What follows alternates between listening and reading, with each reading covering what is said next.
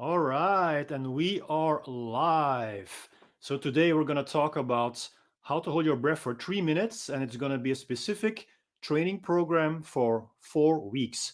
So we're not going to talk about um, learning or mastering of skills. That was the episode of last week. So if you haven't seen the stream of last week, after this one, you can watch the replay, during which I discuss all the mental techniques that we use to master our minds and to hold our breath longer, not just the mental techniques, but also breathing techniques and how to relax your body. So today, we're not going to go further into this. We are going to discuss a 4 week training program. And at the end of those 4 weeks, you will be able to hold your breath for 3 minutes. If you're tuning in right now, then welcome very much. I can see that there are already some people here, like Ariel Sarcado, who is a advanced freediver member of the channel. We see 9A Rama, we see E4. So welcome, guys. If you have any questions, leave them in the comments and I will answer them when I am done discussing this program. All right, so let's get started. So you can become a member of my channel by pressing the join button. Freediver, advanced freediver, and master freediver are the three tiers that you can choose. So if you are a freediver, you get loyalty badges next to your name in comments and live chats. You get custom emojis to use in comments and live chats and priority replies to your comments.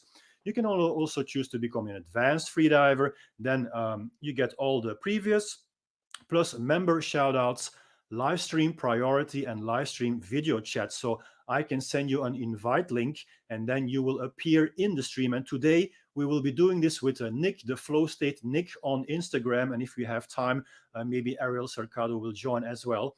And you can also choose to be a master freediver, and then you get all the previous plus online coaching, one session, one-on-one, 1 hour per month. So if that is not enough yet, you can also buy a super chat. So when you write a comment in the live chat, you will see next to the emoji, you will see a $sign. If you click that, then you can choose between super chat and super sticker. So a super chat is nothing more than showing your appreciation for this channel. So your comments will become highlighted and will stay, will have different color and everyone will see it. That's a super chat. All right, guys. So contractions. Why is this important in this program? Because we are not going to hold our breath for a certain time. Today is all about contractions. So we're going to hold our breath until a certain amount of contractions. So we're not going to time our breath holds. We are going to be conscious about how many contractions we have.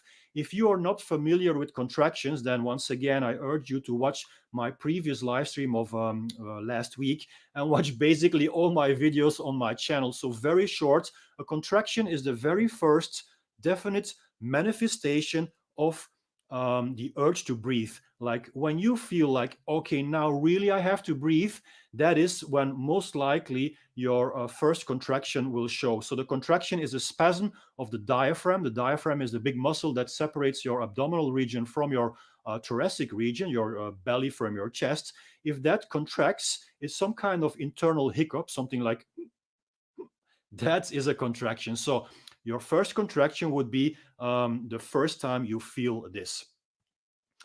Tidal breathing is important in this program as well, because every kind of breathing that we are going to do in the whole training sequence is going to be tidal breathing. Now, there are many ways of breathing up for a static apnea. In this program, we're going to keep it as simple as possible. So tidal breathing will be the kind of breathing we're going to do as a breathe up, so as the start before your very first breath holds. And we're going to use tidal breathing as well in between different breath holds. If you don't know what is tidal breathing, once again, watch all my videos on my channel. Tidal breathing, very short, is minimal breathing.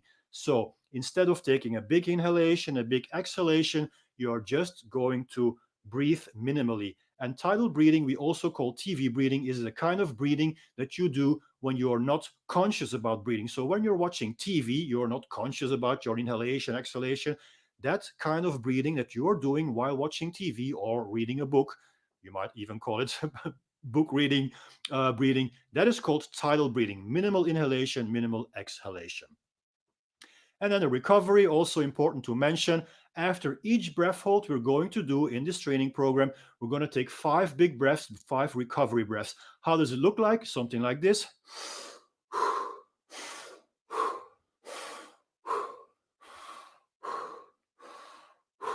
That's basically it. So if you go running, if you do running around the block and you're tired afterwards, that's basically how you're going to breathe, right? Well, after each breath hold, you're going to breathe like this. Even if you feel like you don't need it, like if you do a very short breath hold and you're not out of breath, you're not tired, you're like, I don't need to recovery breath. I want you to do this recovery breath, because that is how you train your minds to do a recovery breath, even after, let's say, when you do like a challenging breath holds and your mind isn't really conscious about what do I have to do now. If you've been training this recovery breath on every single breath hold, then it will be easier to automatically start doing the recovery breath. All right, does that make sense? So let's jump into this training program. So 4 weeks, and we're going to train on Monday, Wednesday, and Friday. So that is only 3 times per week. I know, especially in the beginning, it will be very tempting for you to sneak in an extra training session. Don't do that. This is a program that is designed to be executed 3 times per week and not more. And why is that? Because the more you get into this program, the more challenging things will become, and your body needs to rest, your mind needs to rest, and your central nervous system needs to rest. So the more challenging a breath hold is, the more it's taxing on your body and your minds. So the more you need to recover. So only 3 sessions per week. Don't start tweaking it. Just follow the program like it is. All right. Week number 1, Monday, Wednesday, and Friday, you're going to do 8 times a breath hold till the first contraction. And that's it for the day. So you start with 2 minutes of tidal breathing. You might call it a breathe up, but it's not exactly a breathe up. It's just 2 minutes tidal breathing before your first breath hold. Then you hold your breath until the first contraction, and then you stop. You start doing your recovery breath 5 times, and then you do again 2 minutes of tidal breathing. So 2 minutes rest, that is 2 minutes of tidal breathing. When those 2 minutes are over, you take a big breath and you hold your breath again till the first contraction. You do this 8 times in a row. In total, this might take you like 20-25 minutes. Depends on how long you hold your breath. So that is 8 breath holds till the first contraction. That's it for the session. You do the same on Wednesday, you do the same on Friday. So this is considered high volume and low intensity. So holding your breath until the first contraction is low intensity. It is not intense, it is pretty easy. And the volume is higher. So you're going to do 8 breath holds. As we proceed further into this training program, we're going to up the intensity and we're going to lower the volume. So you will already see this on the second week, again, Monday, Wednesday, and Friday. You're only going to do 5 breath holds now, but now until the 5th contraction. So each breath hold is going to be a little more difficult. Now you're going to do 5 contractions, but only 5 breath holds. Again, you start with 2 minutes tidal breathing, and in between the breath holds, you do again 2 minutes tidal breathing, 2 minutes rest. So if you do not succeed until, well, succeed is not the right word, I'm sorry for that. If you do not come to the point of having 5 contractions, because I don't know what is your level. I mean, everyone has a different experience, a different background. So maybe you cannot hold your breath yet until the 5th contraction. That is perfectly fine. Do as good as you can. Maybe on Monday you will go until only the 2nd contraction, but by Wednesday it will be better already, and who knows, by Friday you will manage to do 5 contractions. So don't be hard on yourself. Just execute this program as good as you can, and hopefully as you proceed in the program you'll get better at it. All right, so week number 3 now, we're going to do even less breath holds now and higher intensity again. So this time we're going to hold our breath till the 10th contraction. Only 3 breath holds. So again, you start with 2 minutes tidal breathing as a preparation. You could call it the breathe up. Then you start holding your breath until the 10th contraction. Then you do again your recovery breath, 10 minutes rest in between, 3 times until your 10th contractions. This is already a higher intensity and lower volume. Once again, If you cannot hold your breath until the 10th contraction, that is perfectly fine. You are doing this to become better. You are doing this to learn something. This is not about proving to yourself or proving to other people or showing off what you can do. No, this is about learning. So we all start from a certain starting point, and some people have already some experience, and some people are totally new to this. So it's perfectly okay if you would not be able to hold your breath until the 10th contraction. And then the last week, the fourth week, again, Monday, Wednesday, and Friday, we're going to try a maximum attempt. So we're going to try one maximum attempt on Monday, one maximum attempt on Wednesday, and one maximum attempt on Friday. But before each maximum attempt, we're going to do a warm up. So you start again with 2 minutes tidal breathing, just like always, nothing changes. And your first breath hold will be a warm up until the first contraction. It's the same as what you did in the first week. One breath hold until the first contraction. Then you take 2 minutes rest in between. Then you do another warm up. This is the second warm up until the 10th contraction. That's already higher intensity. Once again, if you do not succeed until the 10th contraction, then you do as good as you can. You take again 2 minutes rest, tidal breathing, and then you go for your maximum attempt. And the maximum attempt you will time, of course. So all the breath holds you were doing before, you didn't need to time this because you were just focusing on how many contractions do I have. On your maximum attempt, of course, you're going to have to use your dive computer or your mobile phone to time how long you can hold your breath. You start doing this on Monday. Maybe on Wednesday, you can hold your breath a little bit longer. And maybe on Friday, you can hold your breath a bit even longer. If that would not be 3 minutes, that is perfectly okay. I mean, I call this video 3 minutes breath hold because I have to call it something, around 3 minutes. But if that would only be 2 minutes, 2 minutes and 10 seconds, it's okay. Once again, this is not about numbers. This is about you making progress. All right. I hope this makes sense. Once again, and I keep on saying this, you can become a member of my channel by pressing the join button. You can choose between freediver, advanced freediver, and master freediver. You will get different perks like loyalty badges, emojis, like member shoutouts, live stream priority, and you can even come into the chat with your face and voice if you use your webcam. That is, if you're an advanced freediver. As a master freediver, you can do online coaching, and you can buy a super chat or a super sticker. And that, my dear friends, was the program for today. I can see some people have been coming in yet, so now we will start the Q&A. I will wait for Nick Broom to be online, so I will invite him, and there he is. I'm going to add Nick to the stream. Can we hear you, Nick? Hey, can you hear me? Yes, I can hear you. Okay. Nice Hi, to see you, everyone. man. Nice to see you. Sorry, I can see on the chat that actually people were asking who I was. I don't think I've got a profile on this StreamYard, so I couldn't comment. So it's nice to see you all. It's nice to be on here today. Yes, man. So on Instagram, you are Nick the Flow State. Yeah, Flow State Nick, that's me. Flow State Nick. Okay, has it got something to do with freediving? Yeah, absolutely.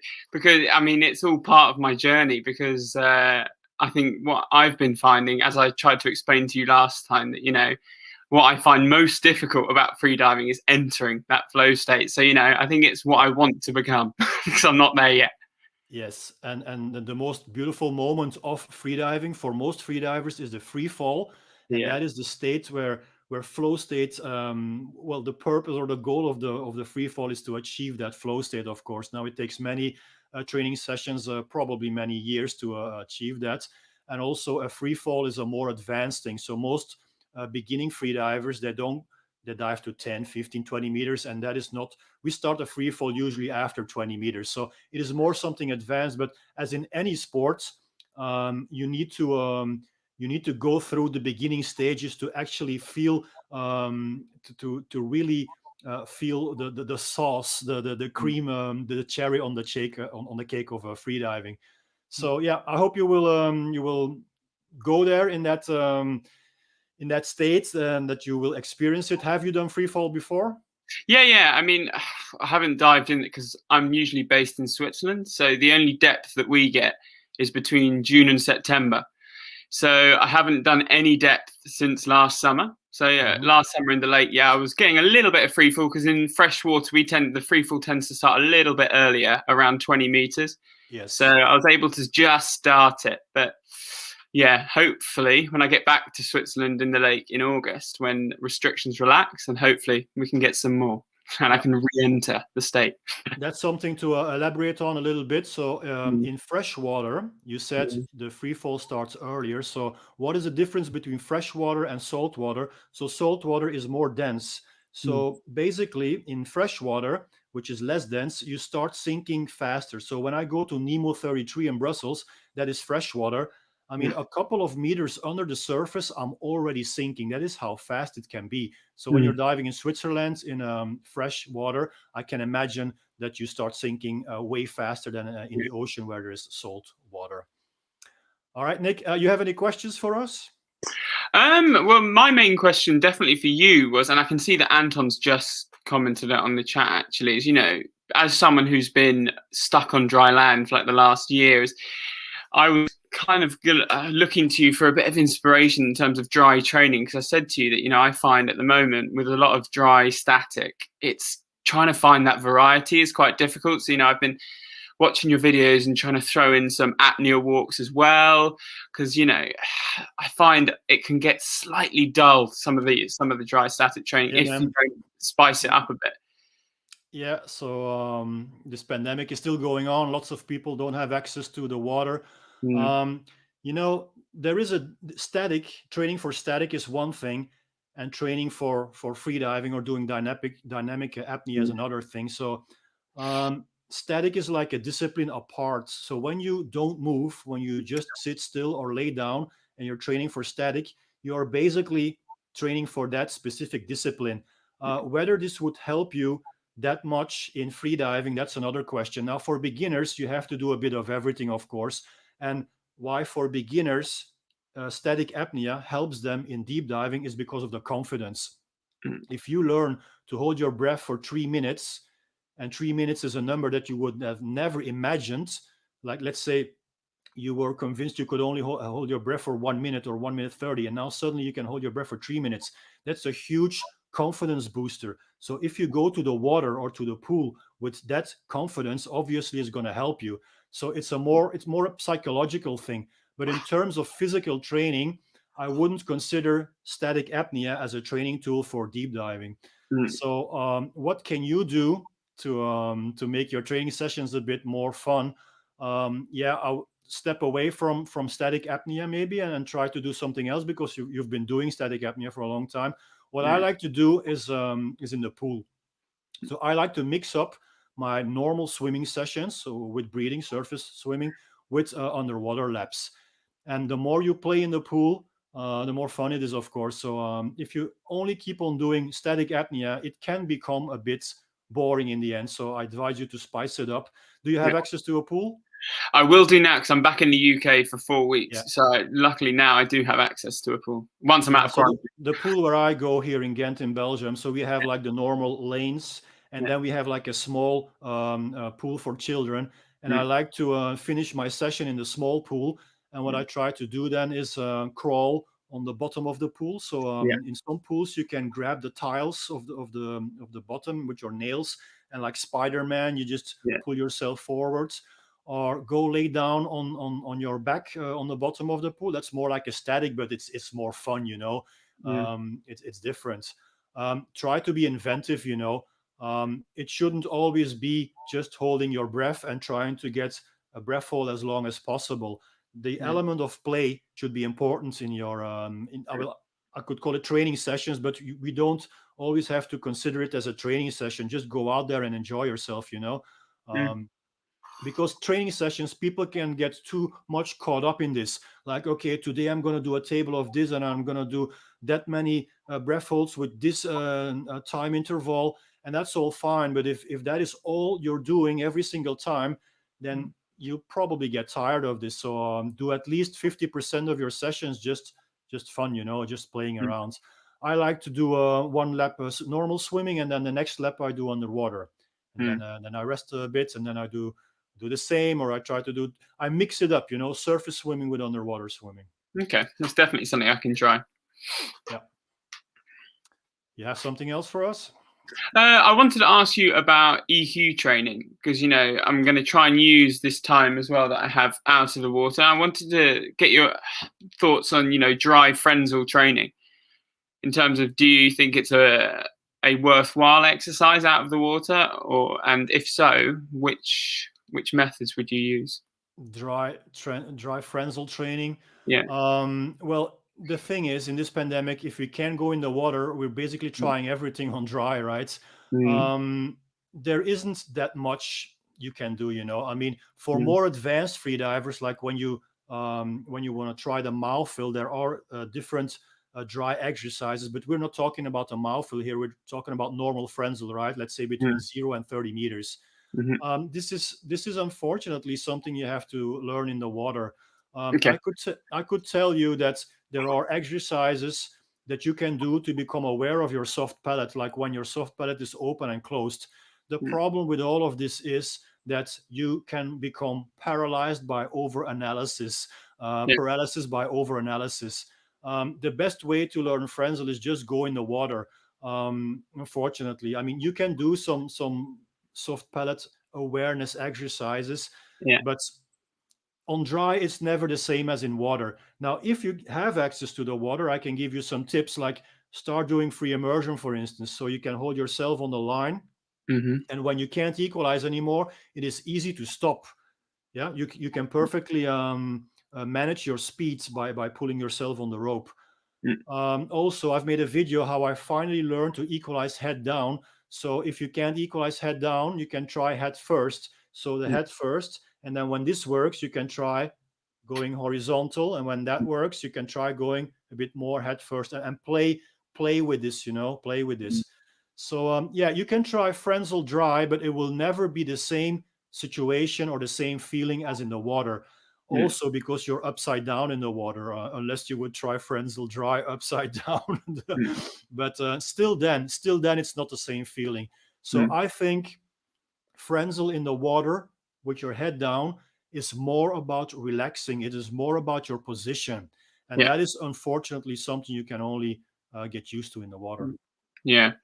Talking of relaxing, I'm seeing as well in the comments, E4's just asked, what's your best static? My best static in the water is 413. But I wanted to also ask you about relaxation, because, I had a cycling background, so very high intensity. And when I came to freediving, the thing I find really, really difficult is that element of relaxation, especially when I'm doing stuff dry. Because when I find if I'm in the water doing a static in the pool, I find that my contractions and the urge to breathe starts around 1:45, and then 2 minutes I usually get my first contraction. But what I find is now, having done quite a lot of dry training static, I find that urge to breathe comes a lot earlier, and I think that's because I'm less relaxed. Funnily enough, less relaxed out of water when I'm doing static. So I was wondering if you had any. Do you use, when you do static, do you use visualization or mantras? Do you have any that you use? Yeah.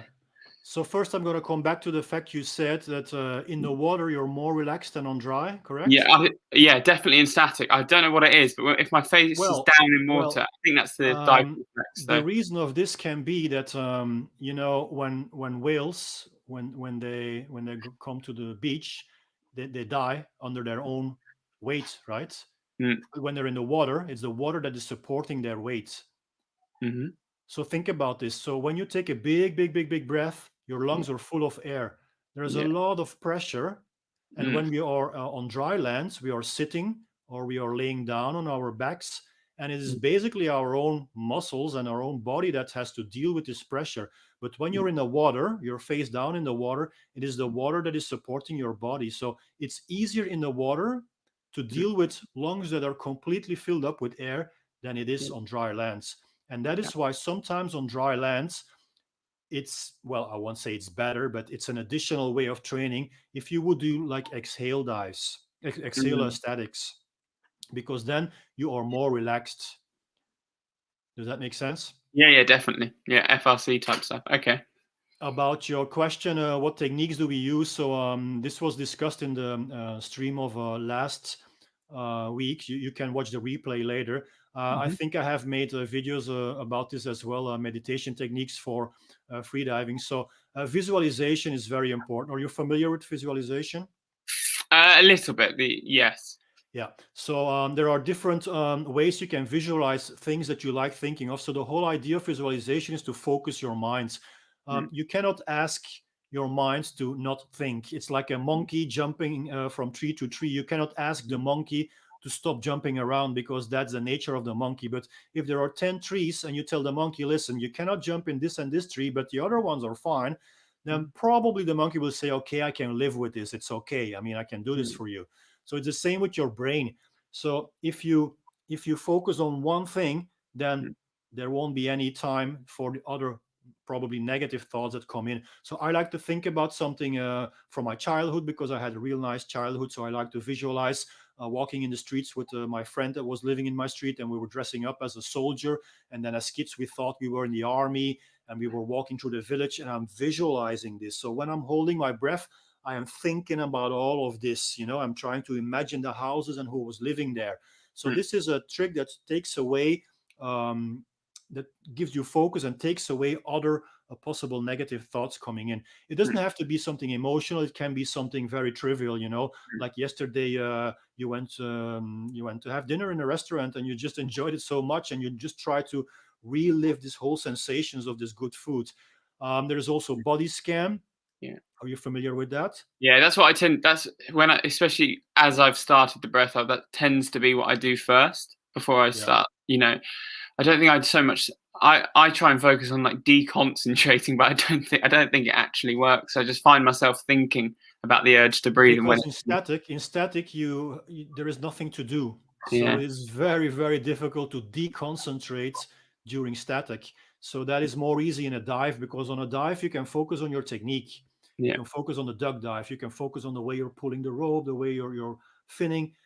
yeah, So in static there is absolutely nothing. So I like to have something to think mm, about, and the body scan is really nice.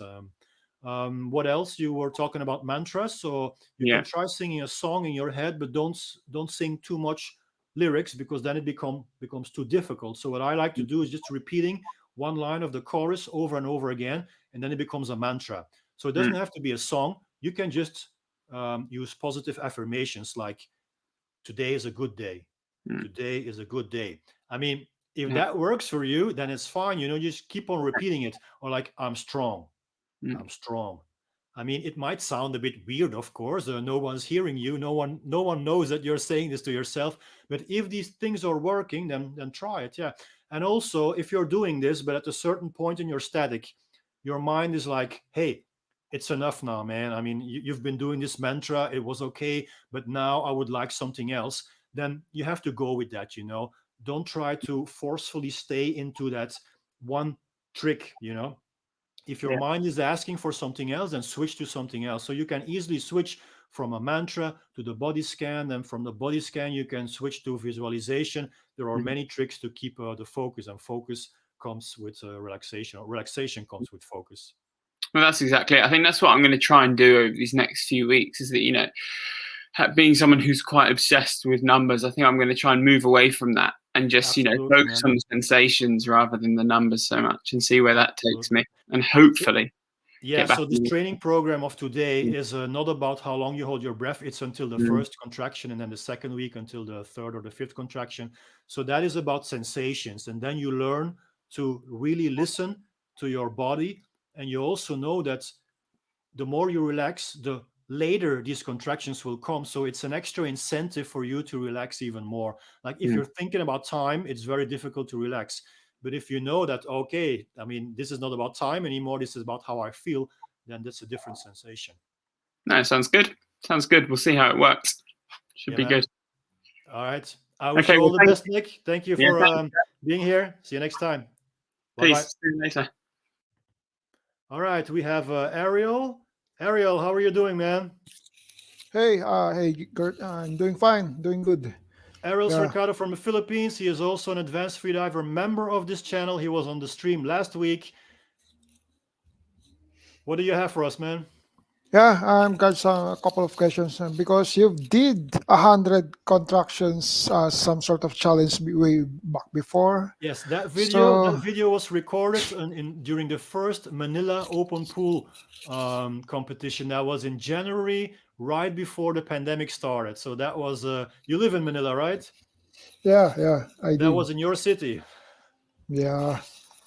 Okay. In any case, I'm kind of curious that you didn't pass out having those contractions. So basically, you still have an oxygen in your body, even Yes. enduring So that 100 So during a breath contractions. hold, there are two things to consider: higher levels of CO2 and lower levels of oxygen. So when you black out, it is because of low levels of oxygen. It is not because of high levels of CO2. Yeah. So as oxygen lowers, CO2 rises. So for most free divers, especially for beginners, it is the higher levels of CO2 that eventually make them breathe again. So when you feel the urge to breathe, that is because of the higher levels of CO2, not so much because of the lower levels of O2. But the more advanced you are as a free diver, the longer you can hold your breath, the more you can deal with these contractions and the more contractions you will have. So higher levels of CO2 will not be such a problem anymore because you are more tolerant to higher levels of CO2. But at the same time, your O2 is still decreasing, and it might decrease until a certain level that you become hypoxic. Hypoxic means Mm, you're having extreme low levels of oxygen.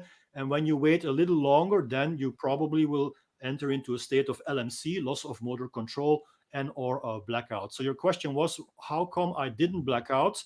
It is because I am tolerant enough to endure 100 contractions. Wasn't I know it sounds weird. yeah, that's I very wasn't reached unpleasant. hypoxic limit yet, but I'm sure if I would have waited another 10, 15 seconds, then I would have become hypoxic. So, by training, you know where is your limit. Now, we're talking advanced breath holding, of course. So, you know where is your limit. All right. Okay, yeah. So, for That's beginners, why I I. wouldn't really worry about blacking out or having low oxygen levels. For beginners, it is almost always high levels of CO2 that make you abort the breath hold. Yeah, because it's very unbearable. Yeah, that's why I told on chat that athletes are athletes because they are able to manage the pain and discomfort. Yeah, Probably I wouldn't call it just a like what you pain did. because that is quite negative. Contractions, Discomfort. I don't see them as pain. I see them as something that is part of a breath hold. And I know, and well, we all should know that contractions actually help us because by contracting the Significant. diaphragm, we are distributing the oxygen that is available in our system better to our cells. Better transport throughout the blood. So, if you have contractions, it means that your body is actually helping you to hold your breath longer. Now, obviously, at a certain point, the contractions will come on stronger and stronger, and then you will decide that it's enough. But I would not call this pain. It has never caused me any kind of pain. Only at the end of the breath hold, it becomes, yeah, uncomfortable. But being uncomfortable is not the same as experiencing pain. And when you become Mhm. comfortable with the uncomfortable, then you experience total peace. I mean, this is more a philosophical approach to it, but there have been authors writing books about this, becoming comfortable with the uncomfortable. And that's how I would consider the last part of a static breath hold. Okay. Okay. Also, of course, not everyone has access to pool or the ocean. So to simulate having MDR or the mammalian reflex, would it be recommended dunking our face in cold bowl of cold water while doing Yeah. So static? So putting your face in a bowl of cold water um, triggers the MDR, the mammalian diving reflex, because we have a lot of receptors on our face. That's why during static breath hold, it is not recommended to wear a hood because the hood can cover a parts on the side of your face. It can cover this, and we want our face to be as available as possible to the water because our face is full of receptors. So when we dip our face in cold water, that's when we trigger mammalian diving reflex. But also, just by holding your breath, you can already trigger a part of the mammalian diving reflex. Okay. Anyways, sometimes when doing static, even just before the breath hold, I kind of feel dizzy. It's probably a hyperventilation, Is it before symptoms you of take your final hyperventilation. breath? Yeah, actually, after taking a final breath, so After it's the final even breath.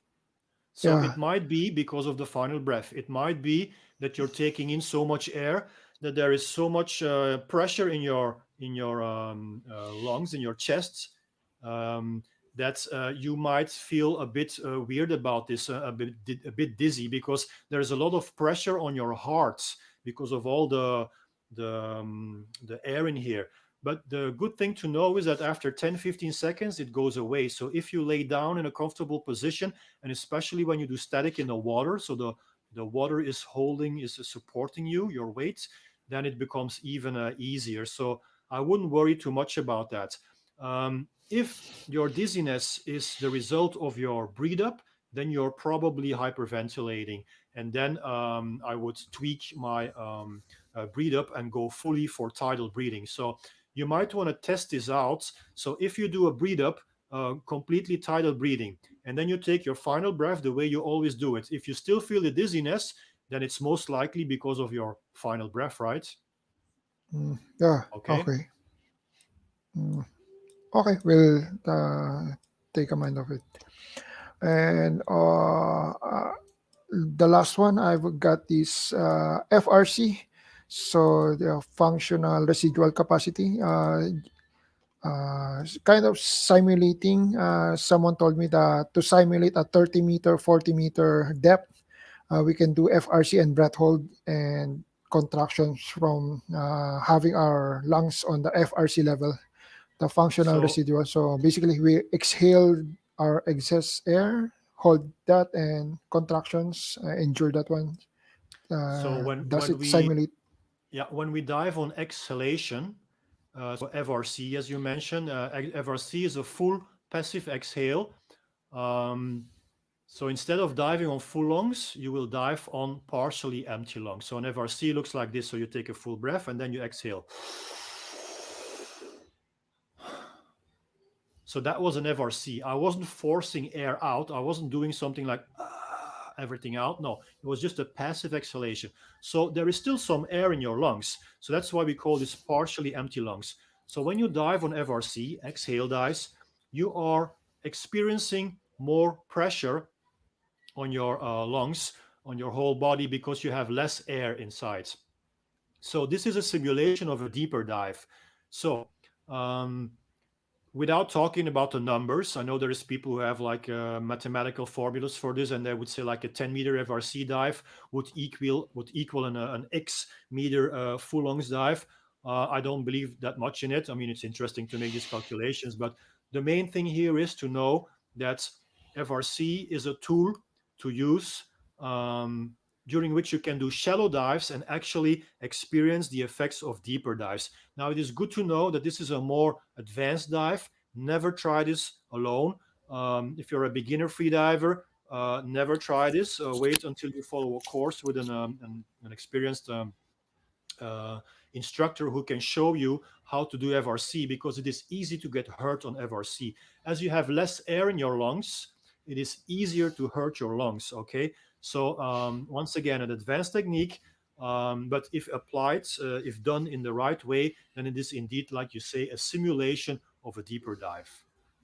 Yeah, it's even harder to equalize even your mask and ears because you've got less air. It is harder Yeah. to equalize because you have less air available in your lungs. And just like it is harder to equalize on deeper dives, it is harder to equalize on FRC dives because they are a simulation of a deeper dive. So what advanced freedivers like to do is using FRC to test the mouthful. So the mouthful is an advanced technique. We take air in the mouth to dive deeper, let's say deeper than 40, 50 meters. So once again, this is advanced.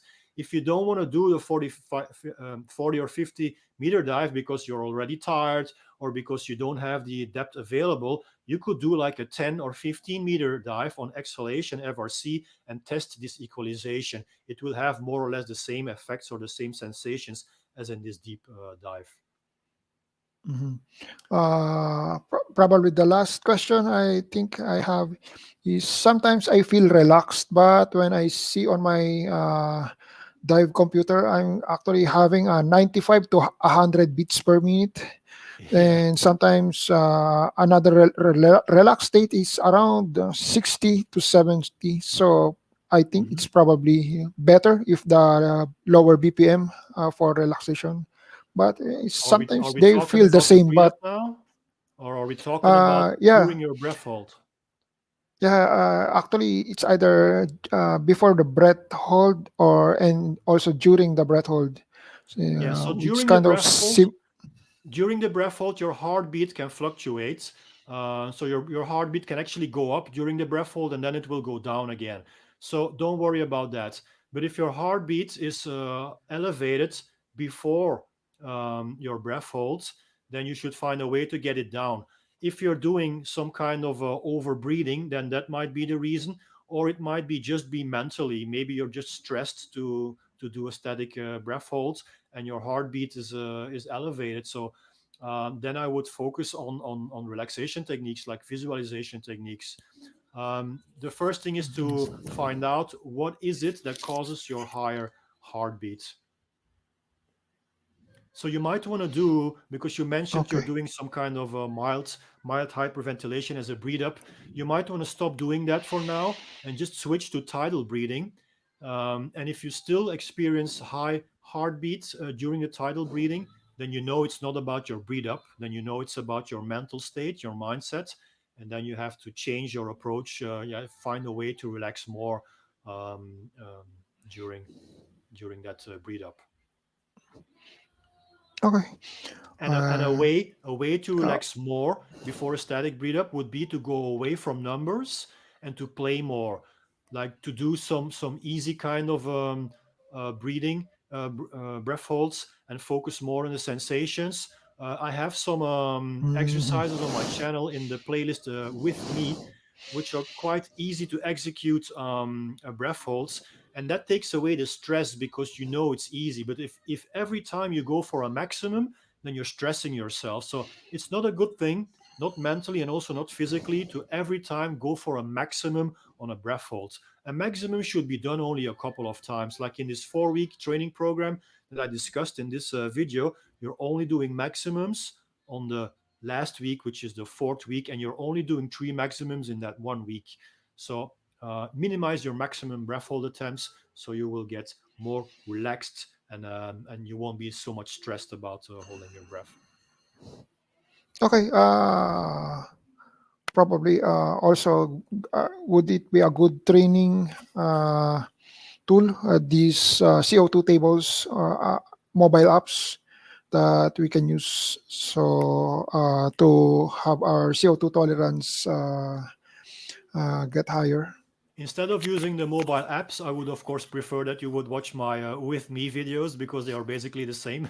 You can Yeah. breathe with me. I am not a fan of the typical old school CO2 tables because they take a long time to complete. I mean, this can be 40 minutes or more.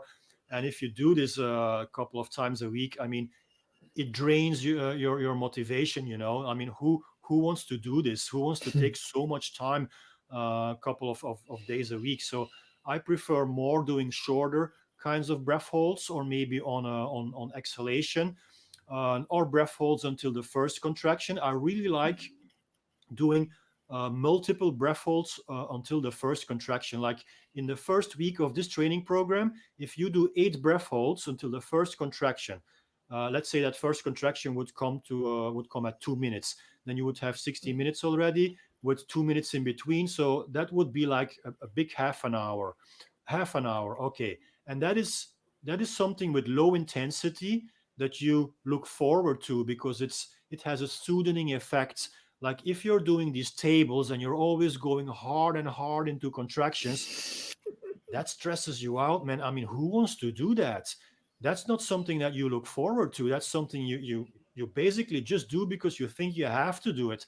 That's against, in my opinion, the principles of Yeah, freediving, yeah, which is about agree. finding peace. So do a lot of high volume and low intensity training, and sometimes once in a while go harder on your breath holds, but keep them to a minimum. So that also includes the tables. If you want to do a challenging table, keep that to an absolute minimum. Okay, got it. I think that's all for me. All right, man, Sure. it was nice to have you Appreciate here it. again.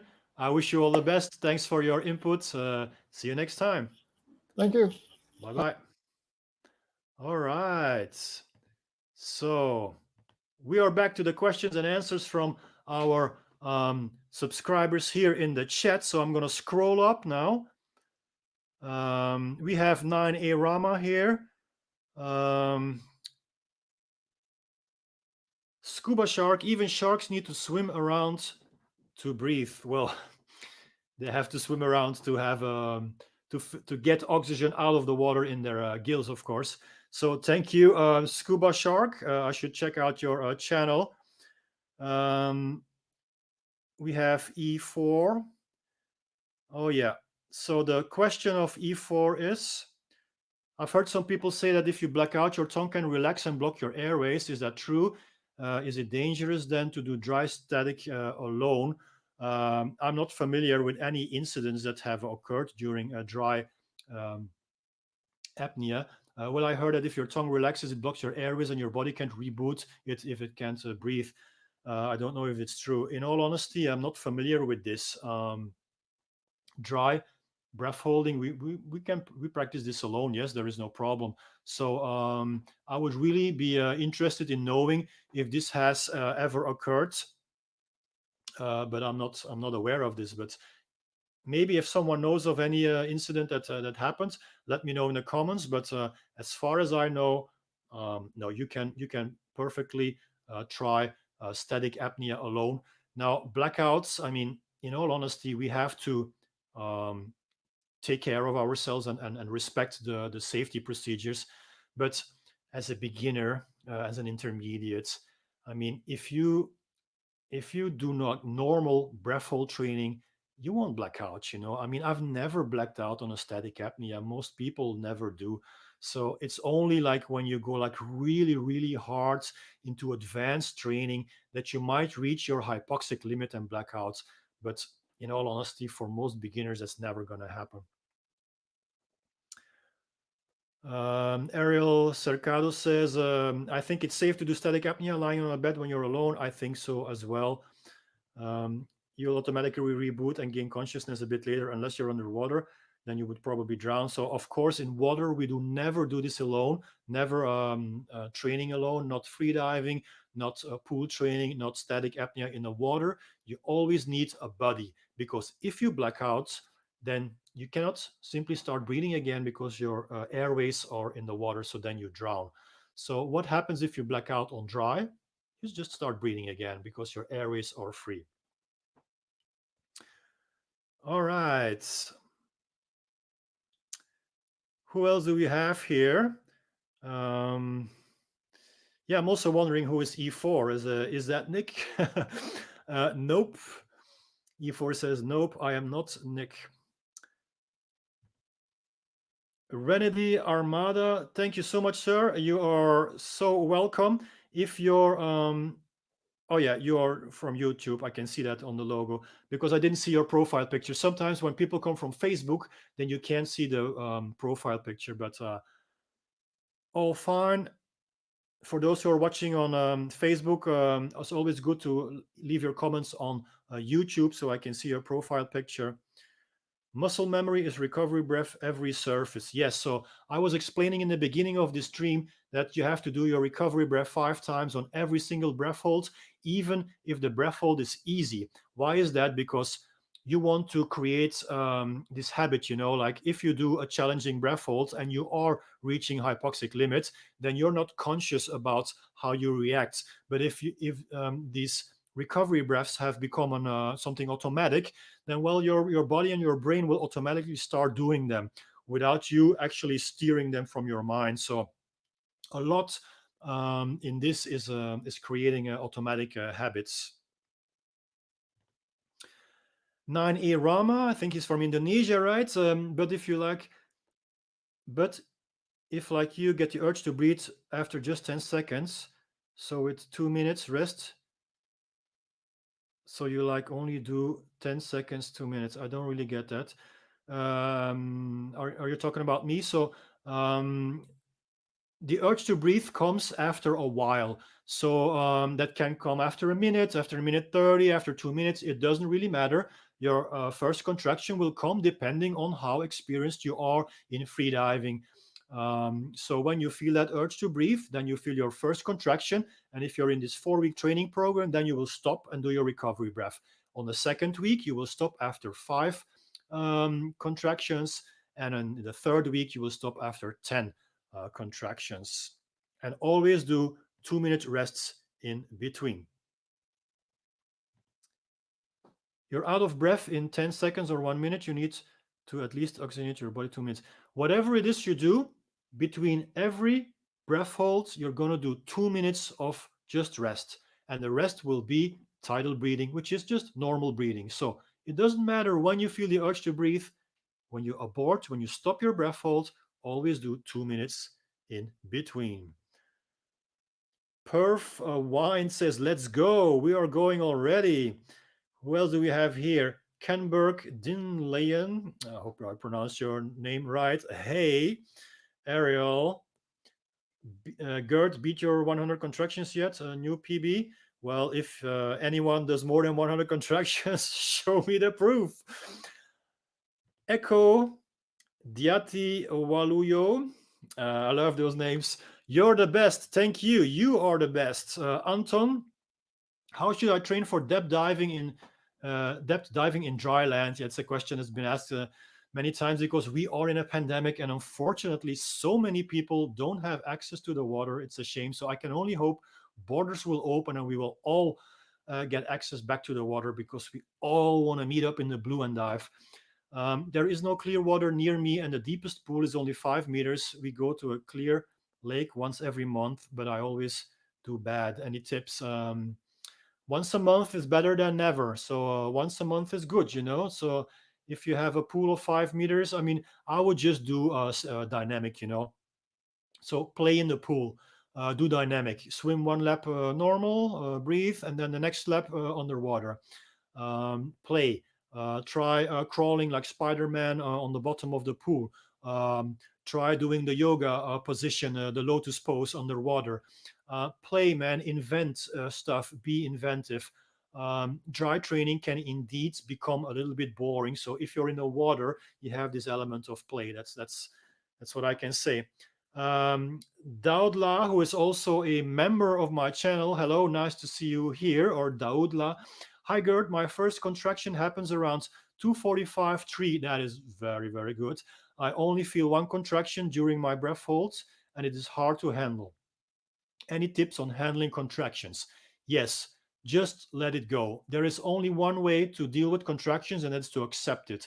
The whole thing about freediving is to surrender to the big blue, surrender to the situation you are in, accept the situation you are in. If you are fighting what is happening, it's only going to get worse. So yeah, contractions, it's not the most fun thing, but if you stop seeing them as a problem and you start seeing them as part of the solution, and the solution is holding your breath longer, because contractions, they help you in holding your breath longer. Every time your diaphragm contracts, it distributes the oxygen throughout your system better. That is proven. That is a scientific thing. So contractions help you. It's your body actually doing something to help you to hold your breath longer. So if that's your mindset, if you know that these contractions are helping you, then it's already easier to deal with them. So loosen up even more. So when you start feeling this first contraction, you're like, okay, they're not going to stop anymore. We can go back in time. So from now on, I'm going to feel a second contraction and a third. It's not going to stop until I start breathing again. So I might as well just enjoy. Enjoy is maybe not the right word. I might as well just accept the situation, And when you relax even more, when you relax your abdominal muscles even more, then they are easier to deal with. If you tension up, and you get a shock on your body, then you feel it. But if it's all loose and then there is a shock, you hardly feel it. So if your abdominal muscles are all loose, then you feel your contractions less. So surrender to whatever is happening. Good luck. Who else do we have here? Pantelis Timoteo. I'm from Cyprus. Hello, Cyprus. Welcome here.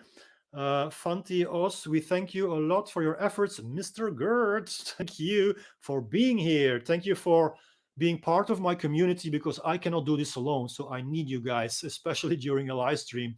Pervwind, I spearfishing, but your video helped a lot. Well, thank you very much. There are more and more spearfishermen on my channel, and I really appreciate that. So the basis of spearfishing is, of course, freediving. Now, the two sports are different. Spearfishing is not the same as freediving. We freedivers, we go down and we go up. Spearfishermen, they go down and then they wait there, and then they wait for the fish, and then they shoot the fish, and then they have to go back. It's a different mindset. It's a different sport, but we have, of course, a lot of similarities. Ariel says, I too was only able to make around 3 when I was new. Now I can manage up to 20 even underwater, 20 contractions. Very nice. Probably lots of practice.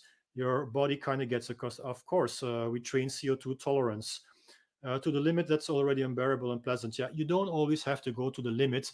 A marathon runner doesn't run marathons every single day. When you train for a marathon, you train for less distances. You don't run a marathon every time. So as you lead up to the competition day, you're going to do more and more intensity, probably. I'm not a marathon runner. What I'm trying to say is you will keep your maximum effort for the competition itself. So in freediving is the same, in breath holding is the same. Keep your maximum effort for only a couple of days, not always. That's why athletes are athletes, because they can manage pain and discomfort compared to average Joe's. Gains from numerous training. Well, every average Joe can become an athlete. All you have to do is put in the work, Tommy, Freediver Thailand. Hello, Tommy. I am glad to see you here.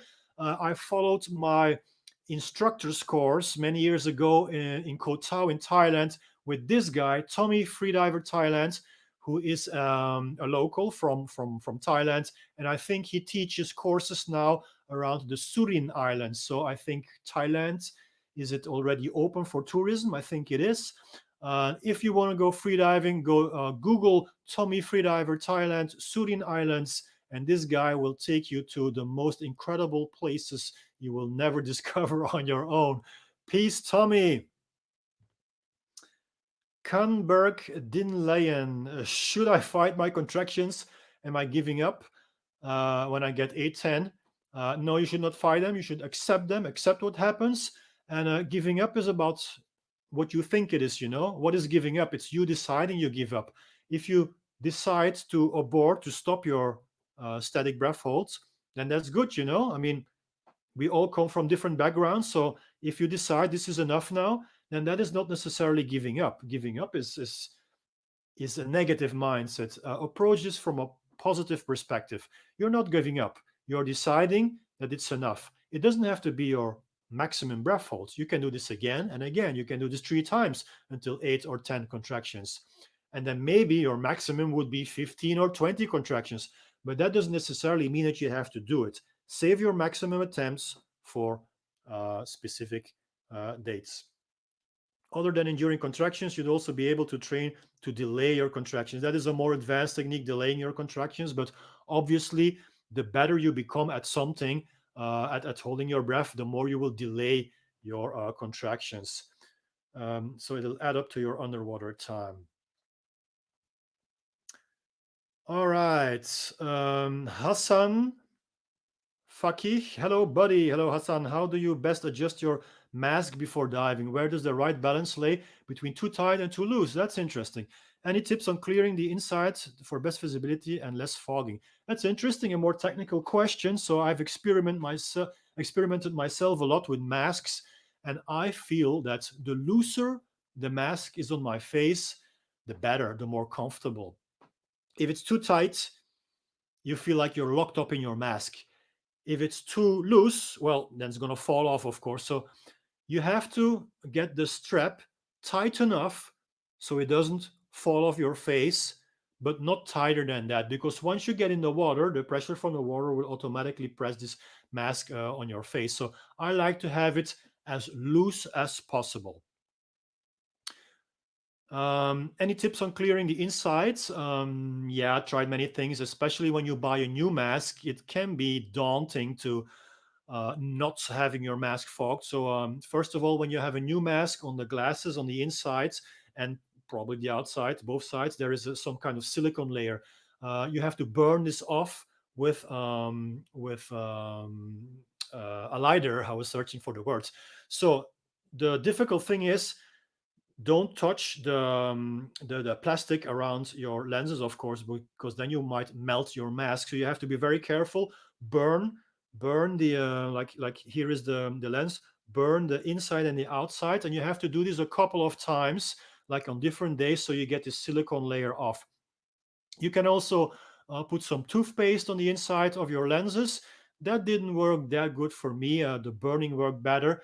And then before you dive, either you spit in it, so you have a layer of spit on your lenses so it can't fog anymore, or you can use shampoo. Baby shampoo seems to be good for this.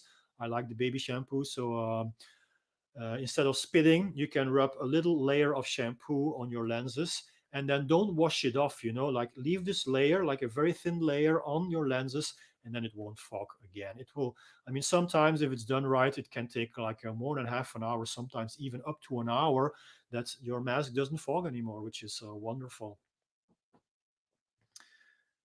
E4, my record is 60 contractions. At that point, I should be worried about blackouts. No, never be worried. Never be worried because worrying, it doesn't help you in any way to worry. I'm a beginner, by the way. If you experience 60 contractions, I wouldn't call that a beginner. I would, that's already a lot. I would love to know what is your time, your static apnea time. Go proceed in your breath hold step by step. So if you can do 3 minutes, then the next time you might want to do 3 minutes 15, and the next time you might want to do 3 minutes 20 or 25. Don't jump from 3 minutes to 4 minutes if you would even be able to do that. So if you progress gradually, then you know what you can take. You're not just gonna black out, believe me. I would like to know what is your maximum breath hold.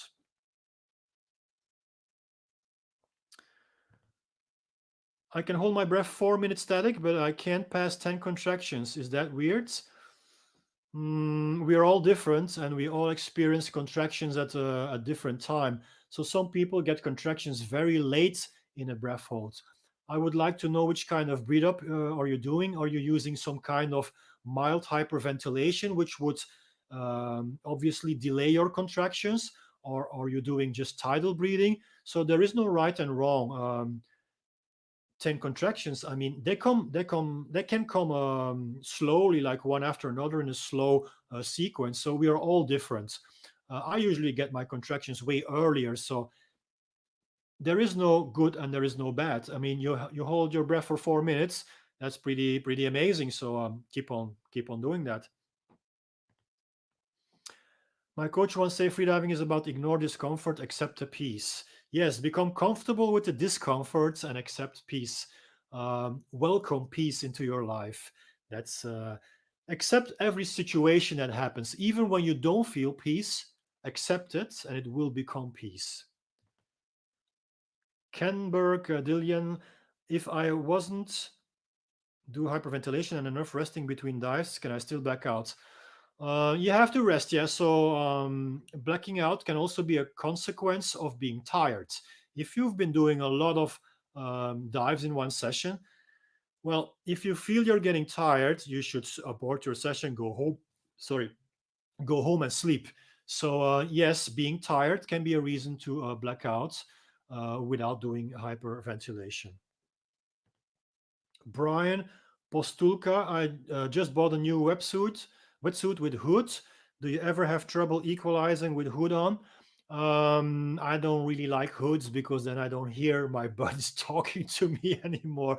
It's like I become half deaf. What people do is drill a little hole in the hood.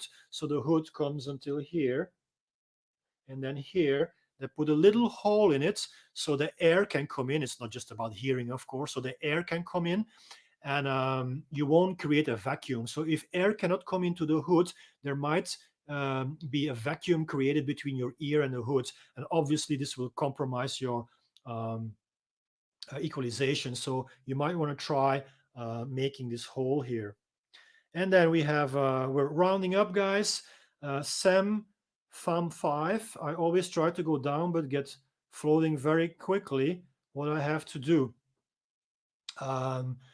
Please watch my video on how much weight should freedivers use. So freedivers aim to be neutrally buoyant at 10 meters.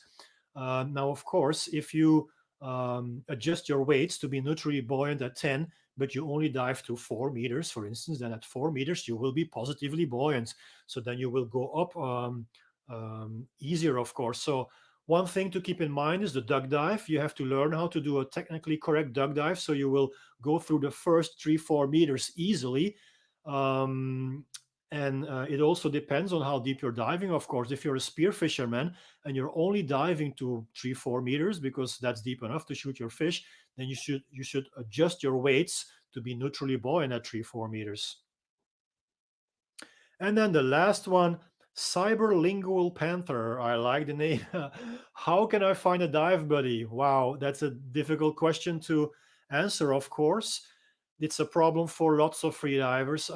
How can you find buddies? So in the beginning of your freediving course, it is best to just go train with a school, because a school always has students and a school can always put you in a group with other people. And if that would not be possible, join freediving clubs.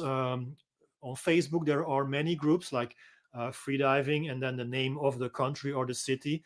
For instance, here in Belgium, we have a group called Freediving Belgium. In Spain, Mallorca and Menorca, there is a group called Freediving Menorca or Apnea Club Menorca. So search for freediving clubs on Facebook. If you don't find anyone, convince your friends to follow a course and then you can go dive with them. But you are right, it is not always easy to find partners. So guys, that is it. I hope you enjoyed this stream. I am out, and as always, peace in every breath.